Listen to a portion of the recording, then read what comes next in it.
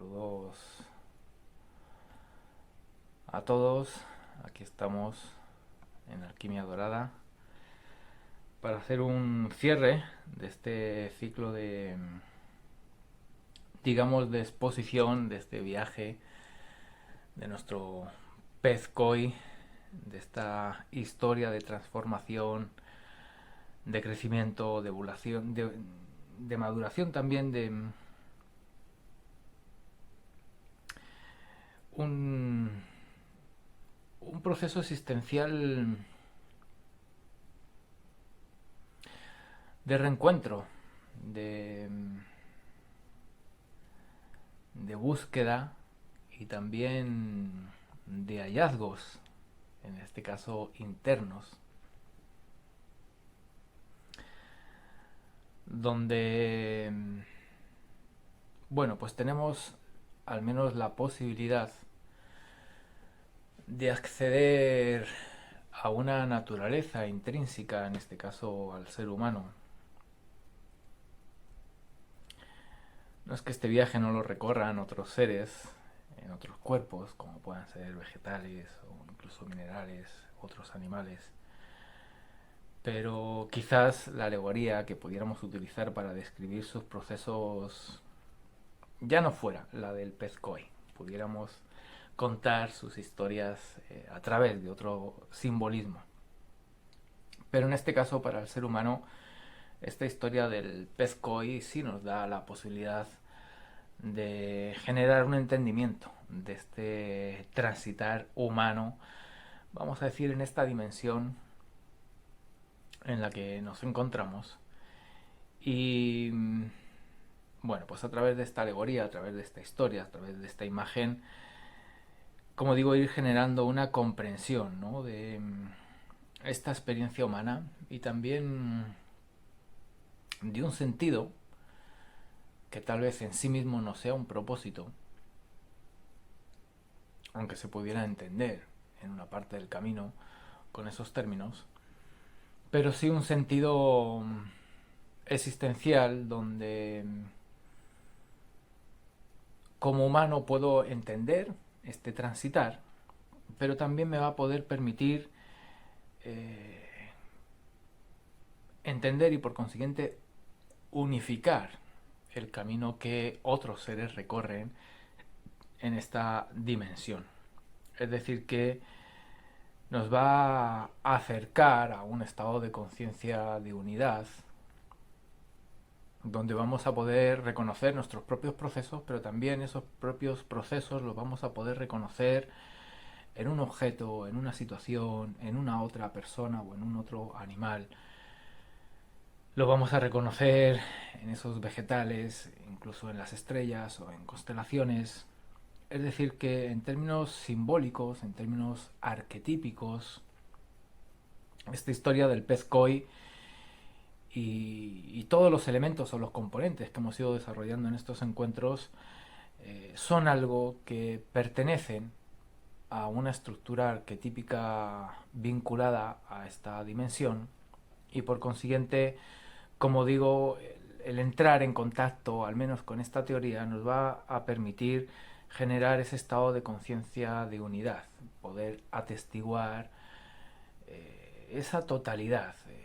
poder entendernos a nosotros mismos en ese entramado que como colectivo constituimos y, como digo, generar un estado de conciencia unificadora, un estado de conciencia de no separación, sí preservando la diferenciación y no planteando que todos somos iguales en la forma, pero sí reconociendo esa igualdad en la esencia o en el fondo. Entonces hasta ahora hemos visto diferentes terminologías, diferentes aspectos de este gran viaje. Hemos visto fases del recorrido, hemos visto personajes o viajeros que recorren o que transitan ciertas partes de este camino. Y el día de hoy vamos a dar como una recapitulación de todo ello para ir madurando esta teoría, este concepto, esta imagen simbólica que nos vaya a permitir a nosotros mismos vernos dentro de nuestro propio proceso, pero también poder permitir observar el proceso en el que aquellos con los que nos relacionamos se encuentran y por consiguiente cuál es el sentido que ellos hacen en nuestro camino y cuál es el sentido que nosotros tenemos para su camino. Y de esta forma poder ir observando la vida no en términos de personalidad, más bien en un concepto que pudiéramos denominar como transpersonal, desde el self, como pudiera denominarlo Jung, y no tanto desde el ánima o el animus. Es decir, que vamos a generar como una distancia, que no una disasociación de eso que somos o que experimentamos, pero sí una distancia, para poder tener una perspectiva y para poder, bueno, pues generar un entendimiento, aun estando dentro de nuestras propias experiencias. Mantener esa distancia nos permite tener ese entendimiento desde una mirada externa a la propia experiencia. Entonces vamos a poder vivir las experiencias, reconocernos dentro de ellas, pero al mismo tiempo poderlas llegar a entender desde fuera y por consiguiente generando una observación mucho más amplia y por consiguiente integradora de ciertos elementos que cuando estamos dentro intentando observar o entender las situaciones por las que transitamos, pues se nos escapan porque no tenemos la perspectiva, no tenemos esa expansión en nuestra percepción para poder llegar a un entendimiento más holístico o un entendimiento más integral o un entendimiento, bueno, pues digamos unificador, no solamente de nosotros en relación a nuestra experiencia, sino a los otros en relación a nuestra experiencia, pero también a sus experiencias. Que las experiencias también se tejen a través de ese cuerpo de luz, a través de ese hilo de luz, en fin, que esa unión, esa totalidad, esa unidad que todos construimos, pues inevitablemente hace que todo esté conectado, independientemente de la latitud, independientemente de la longitud en la que nos encontremos, independientemente de la altitud en la que nos encontremos. Esos tres parámetros no van a marcar una diferencia en términos estructurales, en términos arquetípicos de la vida que cada uno de nosotros tenemos. Así es que habíamos hablado de diferentes viajeros, habíamos hablado de diferentes procesos, de diferentes metas u objetivos. Habíamos hablado de fases en términos de estados de conciencia, también de fases en términos de tipos de psique o de una manera en la que la mente logra llegar a funcionar. Habíamos hablado de diferentes tipos de estructuras energéticas que configuran la unidad y que,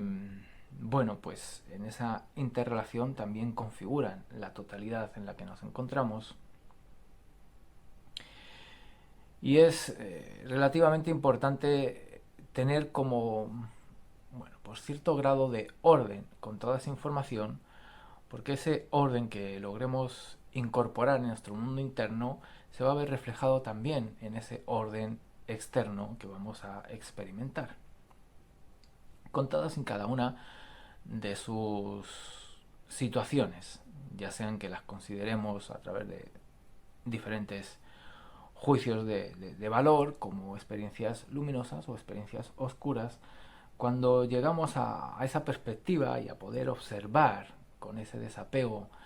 esas experiencias, pues nos damos cuenta de que todas y cada una de ellas, ya sean pétalos o espinas, nos llevan a un proceso, digamos, evolutivo de aprendizaje, a un proceso de crecimiento independientemente del grado de crisis por la que experimentemos.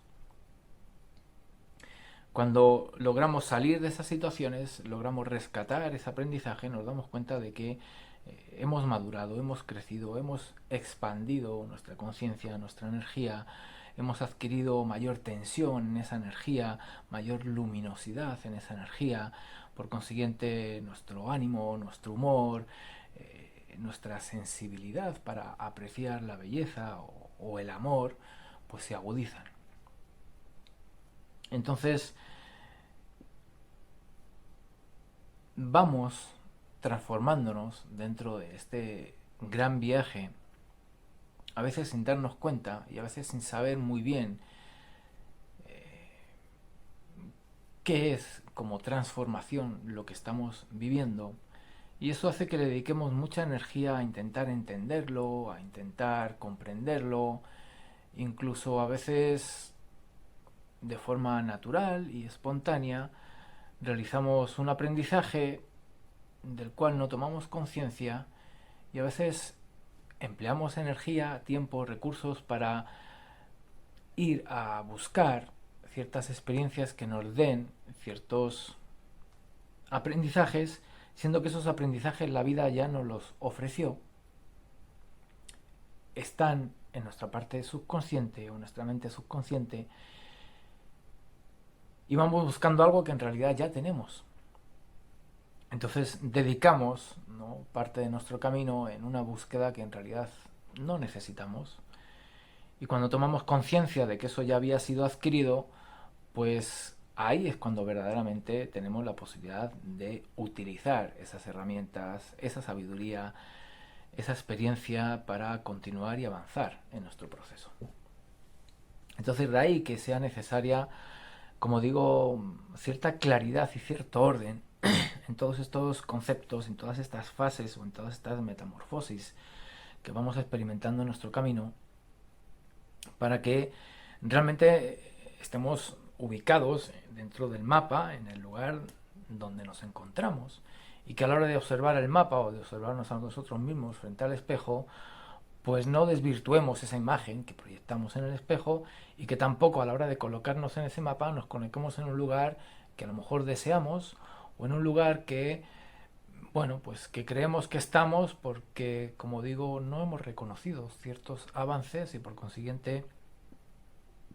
no imaginamos o no creemos o no nos permitimos colocarnos un poquito más adelante, por así decirlo, del lugar donde nos posicionamos en el mapa porque, bueno, hay un exceso de humildad o hay una falta de autoestima o de amor propio o simplemente un todavía no conocerse en términos conscientes. Entonces, hablamos de 8 estados de conciencia donde, si recordamos, pasamos de un estado de conciencia, digamos, colectivo, se generaba una transformación hacia un estado de conciencia de unidad. Es decir, que si observamos la historia del ser humano y aparece esas sociedades o esas primeras sociedades transhumantes que recorrían el territorio en búsqueda de sus recursos, esa mentalidad, ese estado de conciencia era colectivo. Es decir, que no había un individuo separado de ese colectivo. Entonces todo el colectivo funcionaba, ¿no?, de forma unificada. Ese estado de conciencia se transformaba puesto que en ese colectivo aparece una individualización en términos de conciencia donde, bueno, pues se genera la oportunidad de apreciar esa distinción o esa diferenciación, hacerse alguna que otra pregunta que nos va a llevar a otro proceso de integración de otro colectivo, pero ahora un colectivo que habíamos visto que era liderado por esa individualidad. Si el primer colectivo era liderado por esas leyes naturales, que podíamos denominarlas instintivas, Este nuevo colectivo intenta ser regulado por un orden que empieza a construirse desde esa individualidad. Aparecen clanes, aparecen guetos, aparecen tribus, aparecen, como digo, distinciones de otro colectivo que igual va a seguir estando dentro de ese primer colectivo al cual ninguno de nosotros, independientemente del estado de conciencia en el que nos encontremos, vamos a abandonar. Es decir, que ese primer estado de conciencia que está vinculado con una interacción con el medio, desde ese instinto, desde esa naturaleza auténtica, eso no va a desaparecer en nosotros. Pero a la hora de esa conciencia ir progresando y expandiéndose desde ese primer proceso de individualización, da la sensación de que lo trascendemos y que emprendemos un viaje donde nos alejamos de ese primer estado de conciencia. Luego veremos, según se va avanzando en el camino, que después de 2, 3 procesos donde la conciencia se expande y experimenta esos cambios, esas mutaciones, esas transformaciones, esos nuevos estados alterados de conciencia, nos vamos a dar cuenta de que el proceso se invierte porque sabemos que es cíclico, que es circular, no es lineal. Entonces, a la hora de invertirse el movimiento, está la sensación de regresar a ese primer estado de conciencia con el reto de sostener ese estado de conciencia individual y al mismo tiempo sostener ese estado de conciencia colectiva. Eso es a lo que me refería al principio cuando hablaba de generar esa distancia donde puedo reconocer dónde me encuentro en el camino, cuál es el sentido de estas experiencias que estoy viviendo para dentro de mi camino, pero también puedo observar al otro en su proceso, en su camino, cómo su camino y el mío y las historias que compartimos se tocan, se tejen en este telar que todos formamos, y logro ver esa unidad que entre todos construimos, al mismo tiempo que logro identificar esta individualidad que experimento, ¿no? En esta dimensión. Entonces, esos procesos de conciencia que se van desplegando, como digo, parten de este estado de conciencia unificado, pudiéramos decir, de una unidad inconsciente. Aparece una individualidad consciente. Esa individualidad consciente intenta generar un colectivo consciente a través de unas normas o una regularización que ya no es ese proceso natural que antes se configuraba de forma espontánea, ¿no? A través de esa conexión con esos instintos, podemos decirlo. Hay una experiencia, vamos a decir, como medianamente de fracaso, porque esa organización se convierte en algo medianamente rígido o en algo muy dictatorial o en algo muy limitante, y en ese colectivo que está siendo liderado por un individuo vuelve a haber un proceso de individualización donde ese individuo se aleja de ese colectivo que estaba siendo dirigido por otro individuo que había salido de aquel primer colectivo. Y ese será el que empiece a buscar de forma, en un primer movimiento inconsciente, una unidad, pero que ya no esté regulada por una individualidad. Entonces empieza un proceso donde esos estados alterados de conciencia nos van dando la posibilidad de cada vez unificar esas experiencias individuales, pero también esas experiencias colectivas de esos clanes o de esas tribus. Es decir, que los clanes, los tribus, los países, las regiones, incluso los idiomas, esos pequeños colectivos que forman el colectivo humano, se logra ver o identificar cómo entre ellos también se tocan, se tejen y construyen, bueno, pues una interacción que ahora puedo ver de forma consciente como individuo esa unidad a través de todo ello. Entonces partimos de un estado de conciencia de unidad, experimentándolo de forma inconsciente, se despierta una individualización, va adquiriendo ciertos procesos de cambio, de transformación, de alteración de esa conciencia,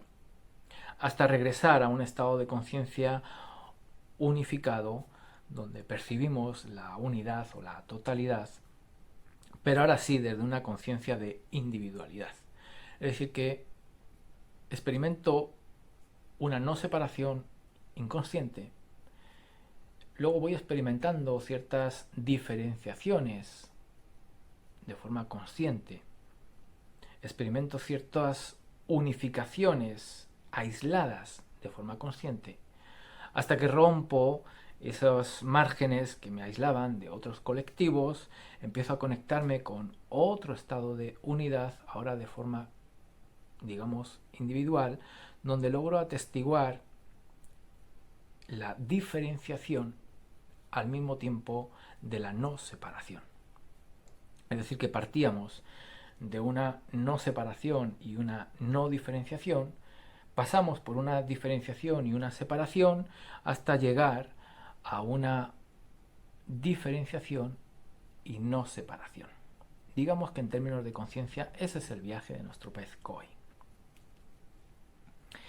En ese viaje habíamos visto que, bueno, pues hay diferentes personajes que lo recorren, personajes entendiendo al personaje como sistemas de creencias o marcos conceptuales. Es decir, que para experimentar esa realidad que atestigua la conciencia, yo voy a ir construyendo, vamos a decir, como un marco teórico que me da la oportunidad de entender lo que mi conciencia atestigua. Entonces, ese sistema de creencias, que a veces lo puedo tener sin llegar a atestiguarlo como una realidad, y por eso se dice que es una creencia, un paradigma. En función de cuál sea ese sistema de creencias, me va a permitir llegar a alcanzar o sostener un estado de conciencia. Entonces hablamos de diferentes personajes o diferentes marcos conceptuales, diferentes sistemas de creencias, que cada uno de ellos tiene sus propios paradigmas a trascender, ¿no? Y cada uno de ellos tiene sus propios objetivos como realización. En función de esos sistemas de creencias, esos marcos conceptuales, en función de ese viajero que recorre el camino, pues como digo, nos va a permitir llegar a un estado de conciencia u a otro, a quedarnos atrapados en un estado de conciencia y por consiguiente percibir la realidad desde ese prisma, desde esa burbuja de realidad, o por consiguiente poderlo trascender e ir avanzando en todo este proceso, en este viaje, ¿no?, hacia la puerta del dragón. Esos viajeros en sí mismos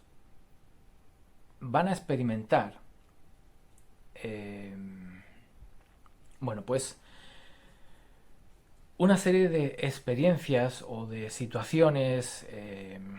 arquetípicas donde van a reforzar su sistema de creencias o van a poderlas trascender. En la medida que seamos flexibles con esos sistemas de creencias, es que vamos a poder, vamos a decir, cuestionarlas o vamos a poder, bueno, pues evaluarlas con cierta distancia y por consiguiente vamos a poder incluir ciertos elementos de otros sistemas de conciencia que están en un proceso, vamos a decir, más avanzado en términos evolutivos. Entonces empiezan a construir ciertos mestizajes entre un sistema de creencias cerrado, solidificado, estricto, riguroso, ortodoxo. Y como digo, vamos a hacer un mestizaje con elementos de otro sistema de creencias también rígido, ortodoxo. Entonces nos vamos a dar cuenta de que no pertenecemos ni a un tribu ni a un clan con esta estructura rígida, ni tampoco pertenecemos a este otro, porque guardamos elementos de ambos. A veces guardamos elementos de 2 o 3 sistemas de creencias y evidentemente si vamos avanzando en este camino, las creencias o los paradigmas que estaban sujetos a esos primeros viajeros ya no lo logramos sostener y vamos a empezar a liberarlos, a soltarlos, vamos a empezar a trascenderlos. Eso implica ciertas situaciones en nuestro cotidiano que nos van a llevar a vivir ciertas experiencias que podemos denominar como, bueno, traumáticas, de catarsis, de revolución, que en definitiva son de evolución, pero que sí marcan una crisis en el sentido de que nos confrontan con un mundo desconocido, con una realidad desconocida y por consiguiente con una manera de relacionarnos con la realidad distinta. Es decir, que nos confronta una vez más con lo nuevo, con lo diferente, con ese destino incierto o con esa incertidumbre. Entonces ahí vamos a ver cuánto de nosotros quiere regresar para quedarse en ese contexto conocido, en esa zona de confort que se denomina, y cuánto de nosotros nos empuja a liberarnos de todo eso sabiendo que por más temor que se nos despierte, pues vamos a lograr sostenernos en ese nuevo estado de conciencia, vamos a lograr integrar esos nuevos paradigmas o esas nuevas creencias y que vamos a poder generar una vida sujeta a todo ello. Entonces la vida se va a organizar de otra manera, van a aparecer nuevos personajes, nuevas personas, nuevas situaciones para, como digo, pues sostener y experimentar este nuevo marco conceptual que ahora en nuestro mundo interno nos define como individuos y que al mismo tiempo utilizamos para definir la realidad externa en la que nos encontramos. Llega un momento en el que, bueno, pues muchos de esos marcos conceptuales ya no nos sirven, ya no nos ayudan, no nos apoyan, los identificamos como una carga, como una energía densa, las situaciones que generan ya no nos aportan, bueno, pues sensaciones agradables, podemos decir que no forman parte de nuestro bienestar. Y llega un momento, como digo, que, bueno, para avanzar, pues ya no es solamente en este camino, ya no es en las diferentes encarnaciones, sino que llega un momento en el que necesitamos como tomar la decisión de que este aquí y ahora es el último aquí y ahora. Eso nos permite llegar a los últimos estados de conciencia y también nos permite desplegar una psique diferente para ese aquí y ahora entenderlo en otros términos o aceptarlo adaptando nuestra estructura energética y por consiguiente conductual a ese aquí y ahora.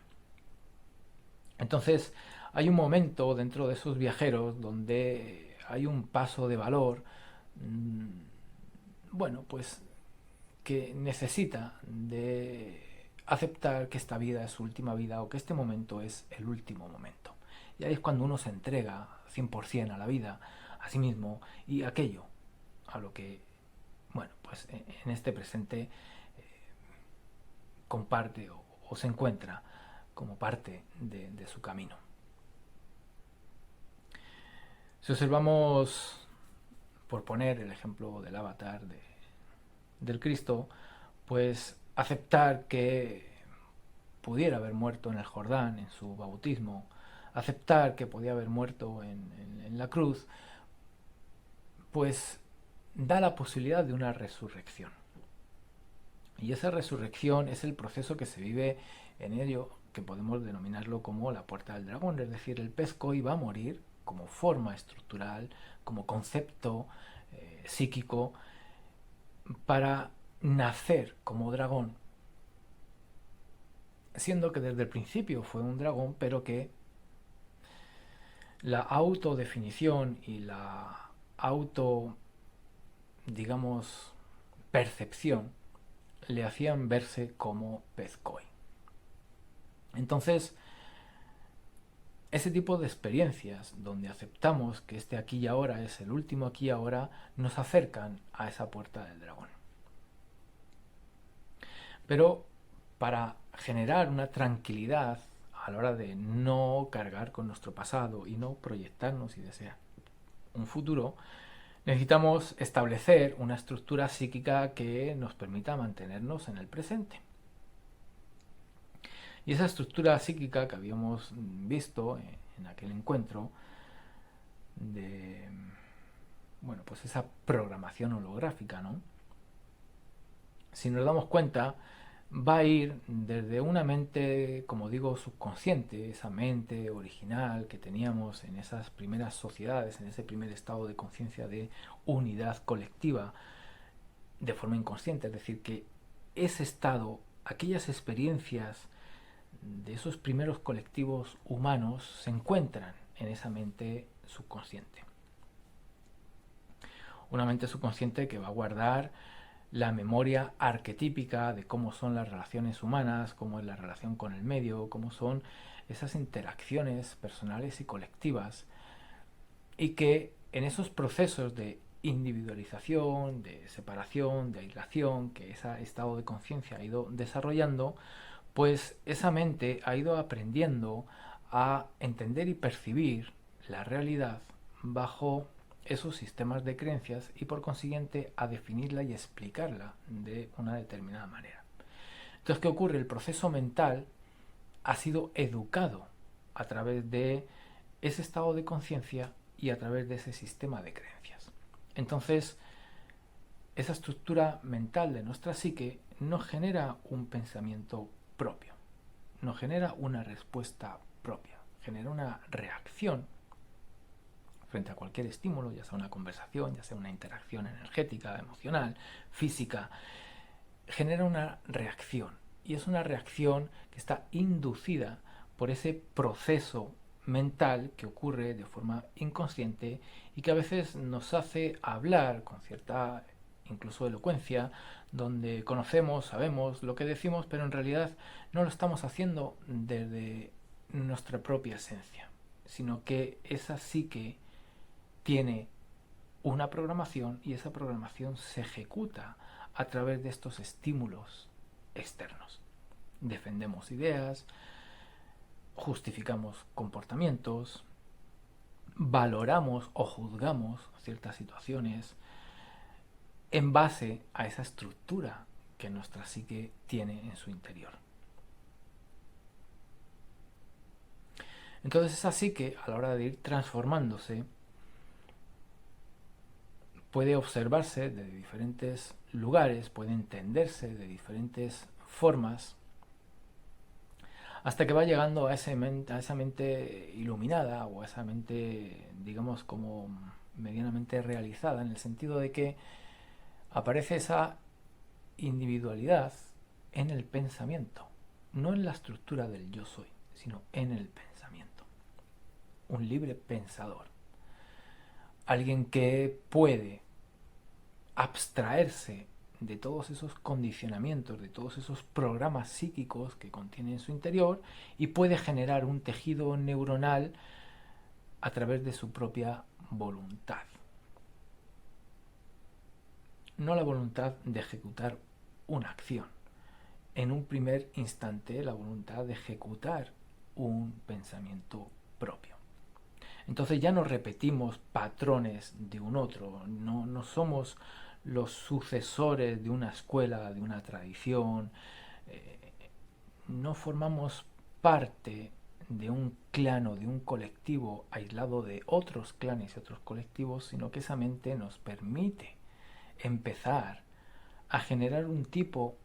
de movimiento psíquico que nos va a llevar a esa percepción, ¿no?, de esa unidad y al mismo tiempo a entender a esa unidad. De ahí la necesidad de un símbolo para podernos abstraer de todas las experiencias de individualidad que pudiéramos vivir o pudiéramos reconocer en los otros. Entonces esa mente va experimentando esas transformaciones y al igual que contaba en esta historia, ¿no?, de aceptar el aquí y ahora para, bueno, pues vivir ese presente eterno, ese aceptar este último momento genera una muerte psíquica, una muerte psicológica. Entonces, esa muerte psíquica o esa muerte psicológica da la sensación de un punto y final. Y hay algunas tradiciones que sus objetivos llegan hasta aquí. Y no muchas, o no la gran mayoría, ven una continuidad del viaje después de todo esto. Las tradiciones esotéricas o chamánicas que hablan de la inmortalidad o que hablan de la eterna vida, sí, de forma intuitiva saben que el camino continúa, pero es un camino que se queda en un contexto esotérico y no en un contexto exotérico. Todas las enseñanzas que se dan de puertas hacia afuera en relación al templo o en relación a la escuela de conocimiento, pues no nos van a llevar a esa muerte-resurrección.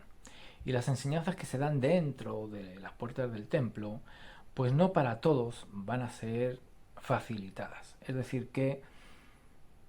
algunos de nosotros tendremos la posibilidad de acceder a esos aprendizajes o a esas experiencias que nos llevan a esa muerte-resurrección. Entonces, experimentar esa muerte psíquica en las tradiciones, cuando uno lee o cuando uno escucha, ¿no?, las enseñanzas de los maestros, pues da la sensación de que mínimo una vez en la vida hay que experimentar esa muerte psíquica para liberarse de esas estructuras limitantes y tener una vida en plenitud o en libertad. Pero si observamos con calma y detenimiento, pues en realidad no es un proceso que se consolide en una sola experiencia y van a hacer falta 3 muertes psíquicas para realmente llegar a los 2 últimos estados de conciencia, pero también para llegar a esos últimos estados de nuestra mente o de nuestra psique interna. Ya no como un humano planetario, sino como un humano cósmico o galáctico. No con la idea romántica que forma parte de estructuras de separación, como pueda ser venimos de las estrellas y soy un alma encarnada de las Pléyades. Esos son procesos anteriores a esta, vamos a decir, estructura psíquica, que ha tenido la experiencia de esa muerte-resurrección. Como digo, en 3 ocasiones. Entonces, buscar de forma consciente esas experiencias, pues también va a requerir que vivamos ciertos aprendizajes y que por consiguiente lleguemos a ciertos lugares o a ciertos encuentros, ¿no? De ahí que se dice que cuando el discípulo está preparado, pues aparece el maestro. Pero el maestro no es que nos vaya a dar la herramienta, entre comillas, básica para mantener nuestra respiración de forma armónica. El maestro nos lleva al aprendizaje de una muerte consciente, de una muerte lúcida. Una muerte, como digo, psicológica. Para afrontar ese viaje, ¿no?, donde tengamos la posibilidad de vivir de forma consciente en esa estructura del doble astral, del nahual, de esa o ese, digamos, como le dicen también, doble cuántico, donde esa conciencia y esa psique, esa estructura energética, se conserva más allá de esta estructura o de este vehículo físico. Pero sabemos que para la cultura del Tao, pues hay, como digo, dentro de estas 3 muertes, que las tradiciones pueden ser que hagan referencia a una de ellas y por consiguiente sostengan el proceso en una de sus fases. Pero para la cultura del Tao sabemos que esa muerte-resurrección, cuando se consuma en esos 3 estadios, está la posibilidad de que de forma consciente esa energía, esa conciencia, esa psique, esa energía, esa luz o esa vibración haga sostener al cuerpo más allá de las leyes físicas. Es decir, que esa mente cósmica de la que estábamos hablando empieza a sostener al cuerpo más allá de estas leyes que acontecen al interior de esta burbuja, ¿no?, planetaria. Entonces, como digo, bueno, pues para allá va este camino y puede ser que como individuos tengamos experiencias en esta vida, puede ser que a otros eh, vengan más adelante en próximas vidas. Lo que es cierto que como colectivo, si observamos a la raza humana transitando este viaje del pez koi, pues esta búsqueda del no envejecimiento o esta búsqueda de la inmortalidad a través de la... ¿Cómo es? Bueno, cuando se congela, ¿no? La crionización. Hay en el colectivo una búsqueda. Estamos lejos de encontrarlo. Si se busca el gen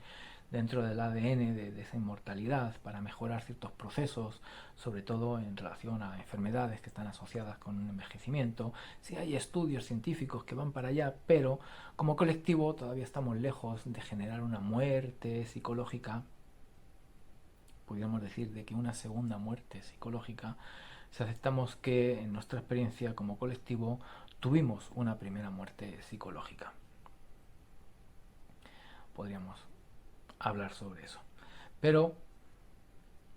como digo, sí hay esas 3 muertes psicológicas y eso marca, digamos, como los grados o las diferentes eternidades o inmortalidades que pudiéramos experimentar como individuos o como colectivo.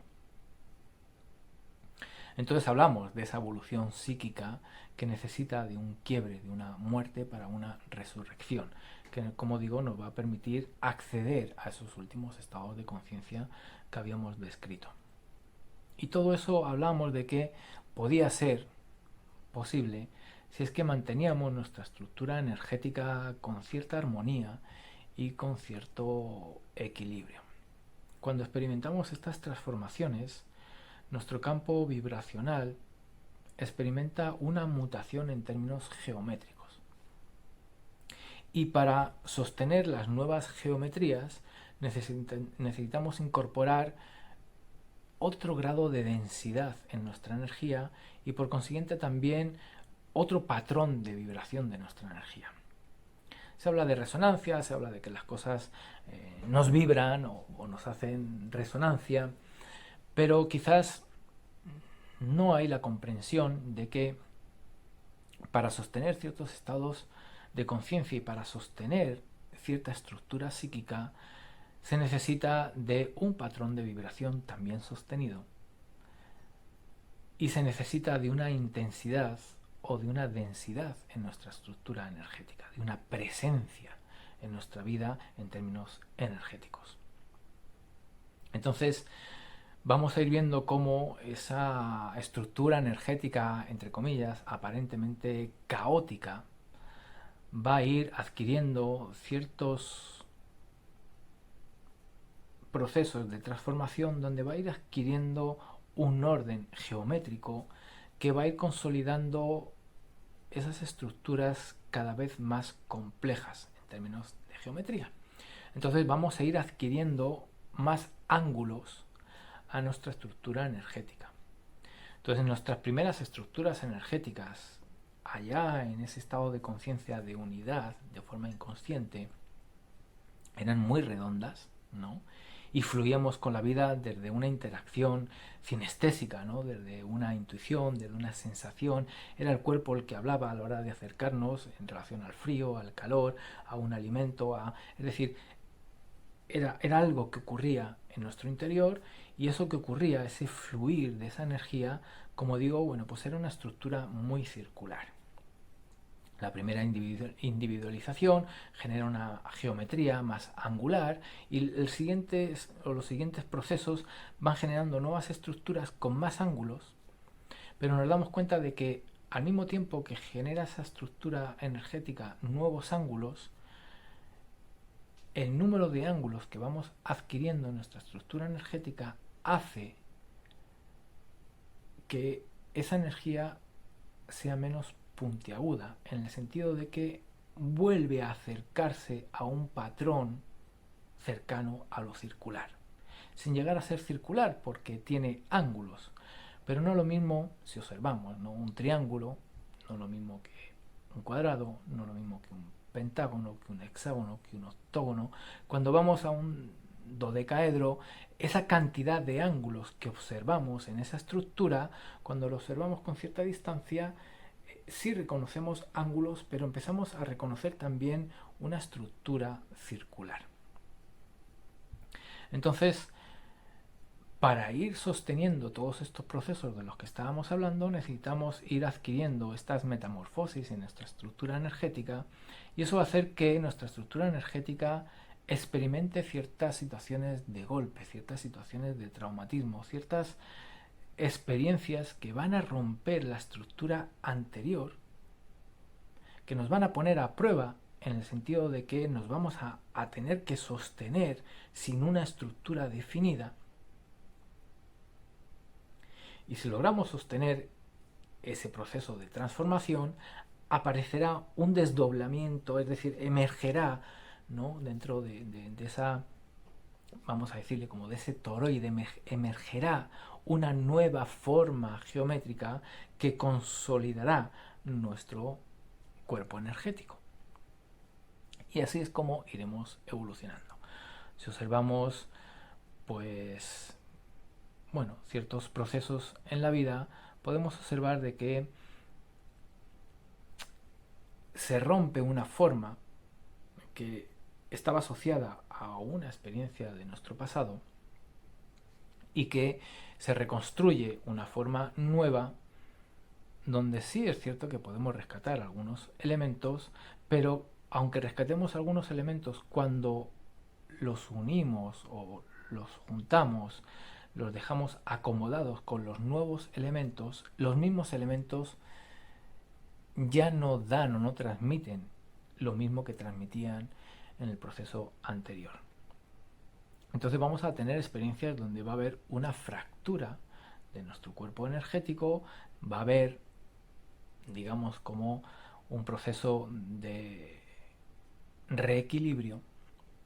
una acción de compensación a esa experiencia, digamos, de fracturación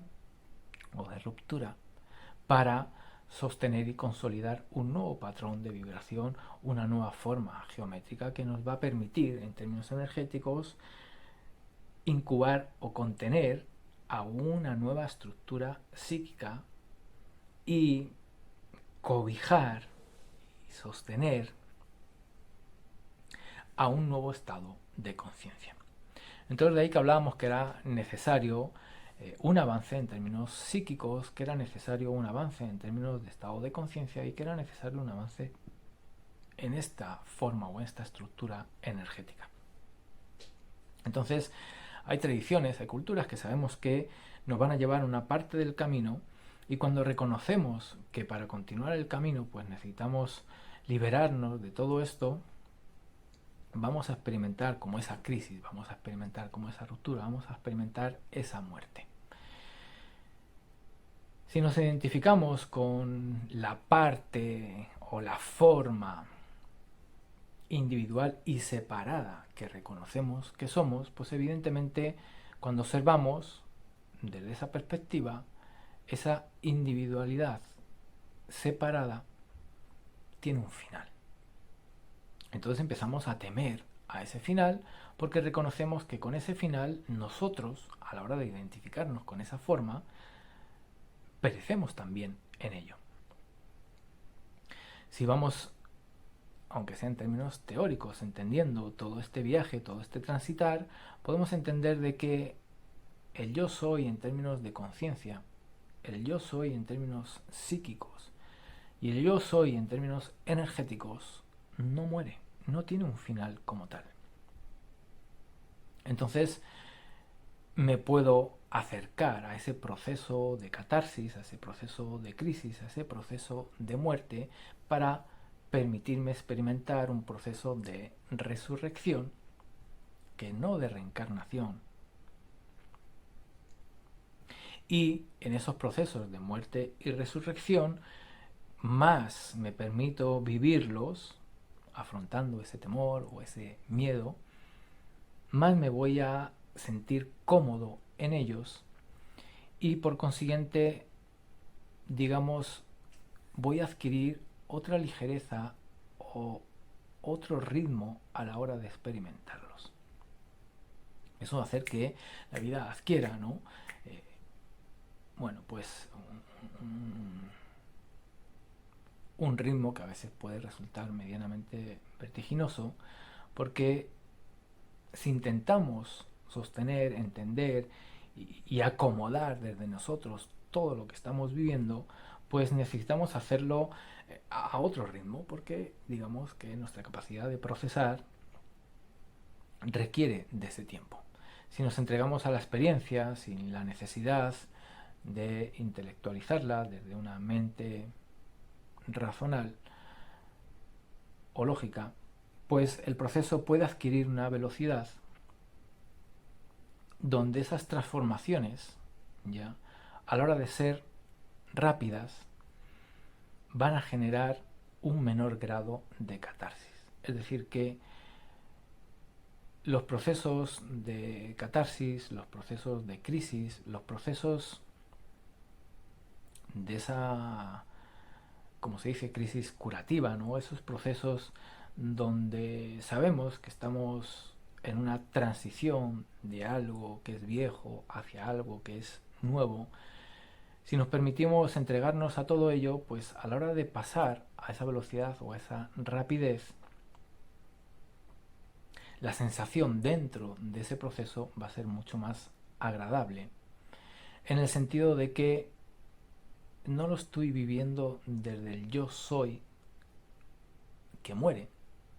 sino que lo estoy viviendo desde el yo soy que resucita. Ya no le tengo miedo a perder lo que yo soy, porque estoy fascinado de ese yo, entre comillas, que seré. Entonces me empiezo a relacionar con esta cosa del tiempo en relación al pasado, presente y futuro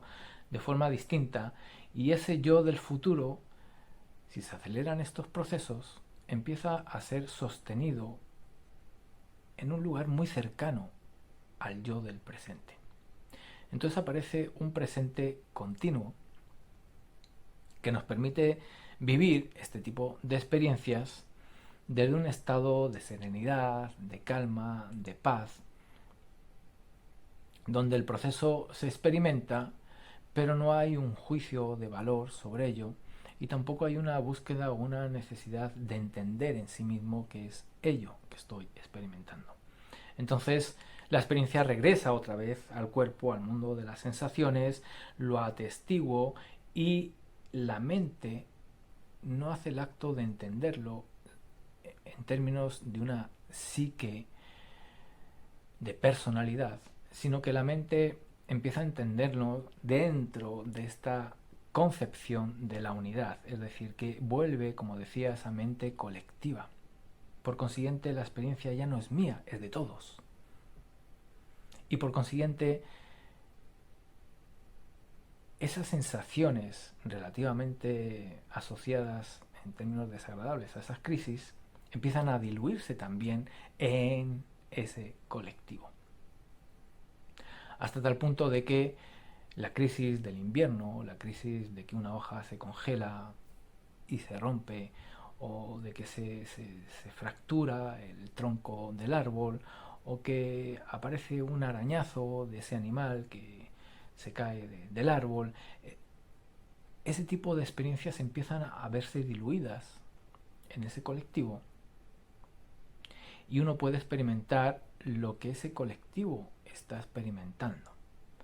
Y de ahí que aparece ese tipo de emociones que nos desbordan, que nos sobrecogen, a las cuales también les tememos, en el sentido de que cómo podemos contener esa belleza, cómo podemos contener esa armonía, cómo podemos contener esa magnificencia de la vida en un envase tan chiquito como es este cuerpo humano. Entonces, a la hora de no querer poseer la experiencia, en el sentido de que es mi experiencia, la experiencia puede traspasar por mí, como hace la vida, como hace la luz, como hace la energía, dejándome una sensación que puede perdurar en el tiempo si me libero de esa búsqueda de poseer mi experiencia o de tener mi experiencia,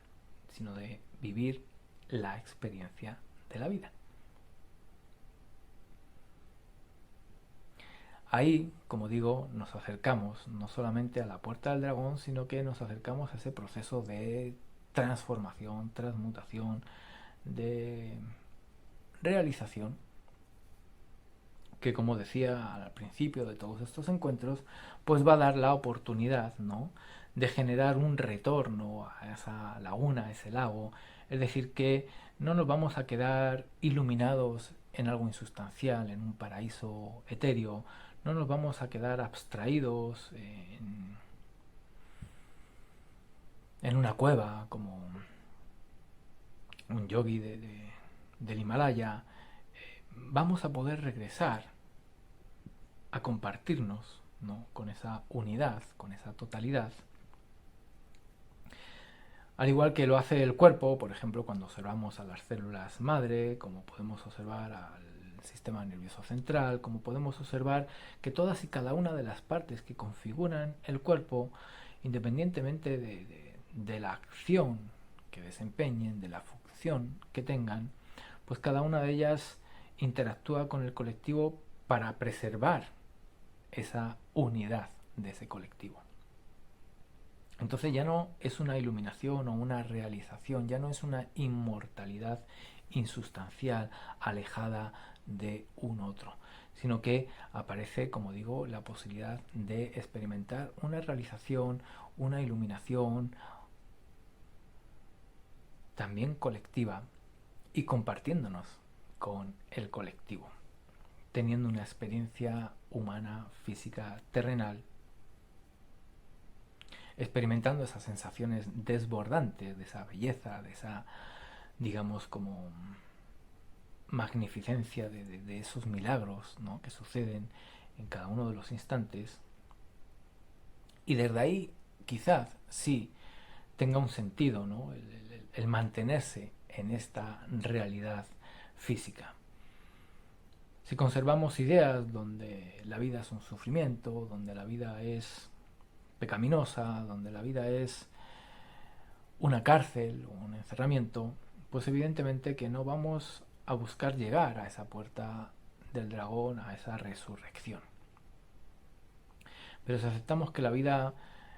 bueno, pues está llena de esa magia, de esos milagros, de esa belleza, de esas sensaciones, como digo, de esas emociones desbordantes, quizás sí aparezca como en nosotros, ¿no?, una aproximación o una cercanía a una búsqueda de cómo hacer o qué hacer para sostenerse acá, para vivir acá, para mantener esta experiencia, vamos a decir, dilatada en el tiempo. Entonces esa búsqueda de la inmortalidad se convierte en algo sustancial, ¿no?, y algo para gozar y disfrutar y por consiguiente para compartir. Así es que esta idea, ¿no?, es la que vamos a llevar a los siguientes módulos para ir desarrollando prácticas, para ir desarrollando ejercicios o dinámicas, para ir desarrollando un estilo de vida que vaya incorporando diferentes, bueno, pues elementos de nuestra vida individual y colectiva, esos diferentes aspectos donde el ser se manifiesta en la vida y en la sociedad, para disfrutar de todos y cada uno de ellos e ir sublimando esos gozos o ir sublimando esas experiencias hacia algo que realmente nos haga vivir la plenitud que somos, nos haga vivir la unidad que somos y que podamos compartirnos desde esa individualidad y al mismo tiempo desde esa no separación. Poder vivir este aquí y ahora, que más allá de los elementos visibles a través de los sentidos, también tiene, ¿no?, este aquí y ahora una percepción extrasensorial, una percepción extrasensorial que genera, ¿no?, ese estado interno que, independientemente de la forma en la que la vida se manifiesta o en la que las experiencias del camino acontecen, en ese mundo interno, esa percepción extrasensorial nos mantiene en un gozo, en un placer, en un disfrute, en una alegría más allá de algo concreto o más allá de algo definido,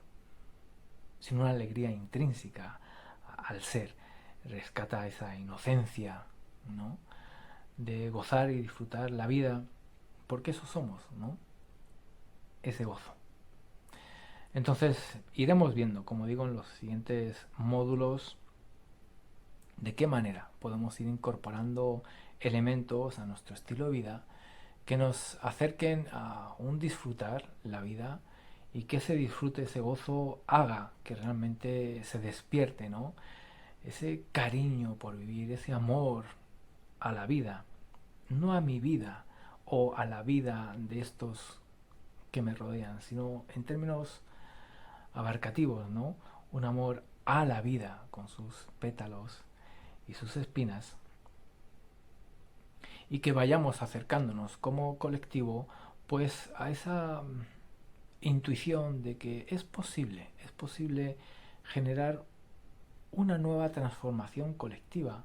donde esa esperanza de vida, que si observamos se ha ido incrementando, ¿no?, en el paso del tiempo, pues vuelva a dar otro margen, ¿no?, vuelva a abrir, ¿no?, en nuestra estructura genética y por consiguiente en esta,